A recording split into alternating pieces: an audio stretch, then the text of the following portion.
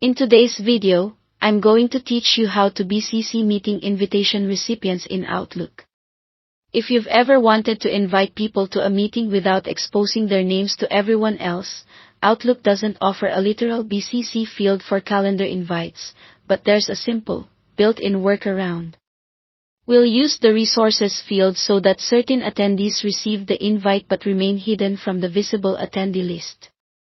Start by going to your calendar in Outlook.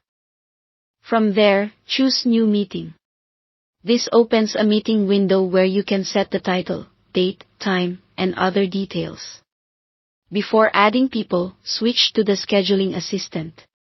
You'll find it along the top of the meeting window. Scheduling Assistant gives you a clear view of availability and, most importantly for this method, it exposes the separate fields for required, optional, and resources. Next, click Add Attendees and put your primary, visible participants in the required field. These are the people you want everyone to see on the invite, your core group who should know who else is attending. You can also add optional attendees if that's appropriate, and they'll be visible as well. Now for the Bcc style part. In the Scheduling Assistant, locate the Resources field. Even though this field is commonly used for rooms or equipment, it also serves as a way to add hidden recipients. Add the email addresses of the people you want to receive the invite privately into the Resources field. They will get the meeting invitation and updates, just like everyone else, but their names won't appear to other attendees. Take a moment to double-check the meeting details. Because hidden recipients won't be listed, it's good practice to write a clear subject and agenda so everyone understands the purpose without needing to see who else is invited. When everything looks right, click Send.